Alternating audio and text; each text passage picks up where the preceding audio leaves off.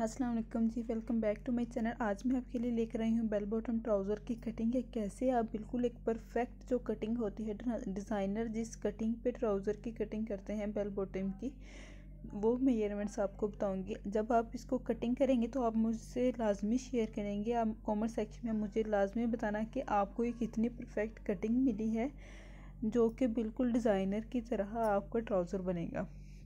Winter dress का ये अगर आप विंटर ड्रेसेस पे बनाना चाहते हैं तो लाजमी बनाइएगा, अच्छे लगेंगे शॉर्ट शर्ट के साथ इस तरह के ट्राउज़र्स। तो आपने क्या करना है, इलास्टिक का मार्जिन रखना है। मैंने मार्जिन कम रखा है क्योंकि मैं बारीक वाली इलास्टिक यूज़ कर रही हूँ।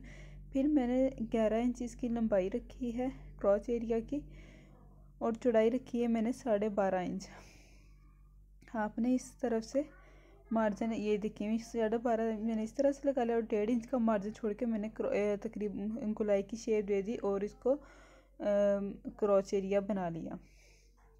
ये 12.5 थी और लंबाई में ये 11 थी। अब 12.5 का जब मैंने हाफ़ किया तो ये 6.3 इंच था, तो हमने सेंटर में रख के 6.3 का वहाँ पे निशान लगा दी। इसी तरह से हमने जहाँ तक हमारे ट्राउज़र की लंबाई है वहाँ पर 6.3 हमने लगाते ही जाना है।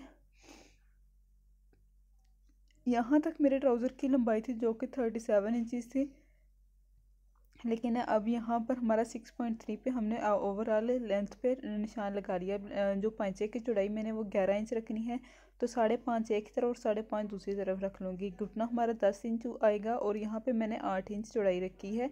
आप 9 इंच भी रख सकते हैं, 8.5 भी रख सकते हैं, ये आपकी मर्ज़ी है। 9 इंच थोड़ा सा खुला बनेगा यहाँ से, और 8 इंच थोड़ा सा ज़रा सा हल्का सा टाइट होगा। और यहाँ पे हमने फिर निशान लगाकर इसको बेल बॉटम की शेप दे देनी है सारे निशानों को मिलाकर। फिर हमने बिल्कुल जो निशान लगाए हैं उनके ऊपर से कटिंग करना है। मार्जिन हमने बिल्कुल नहीं छोड़ना, क्योंकि हम ये सिर्फ दो फ्रंट पार्ट की कटिंग कर रहे हैं, 4 पार्ट्स की कटिंग नहीं कर रहे।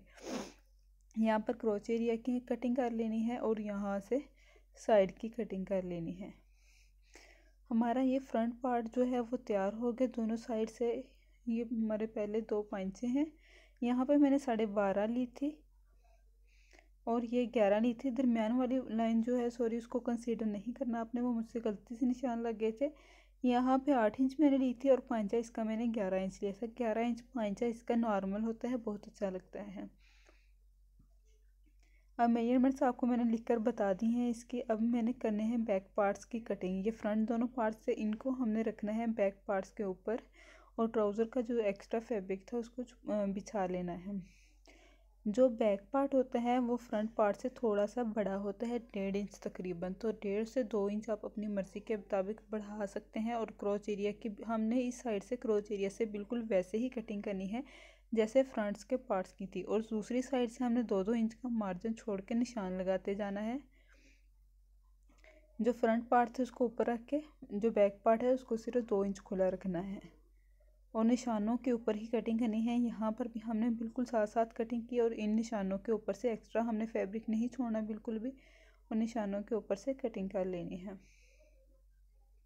बहुत ही अमेजिंग इसकी सिलाई होगी। जब आप स्टिचिंग करेंगे तो आप हैरान रह जाएंगे कि कितने प्यारे इसके कट्स आ रहे हैं। फिर आपने यहाँ पर इस तरह से तिरछी निशान लगाकर इसकी कटिंग कर लेनी है। ये देखें, बिल्कुल ट्राउज़र की कटिंग तैयार हो गई है। अब मैंने इसकी स्टिचिंग करनी है। स्टिचिंग मैं आपको दिखाती हूँ कि कैसे ये अमेजिंग से ट्राउज़र तैयार हुआ है। देखें बिल्कुल कितनी प्यारी कटिंग है इसकी और सिलाई। उम्मीद करती हूँ कि आपको पसंद आएगा। मिलूँगी नेक्स्ट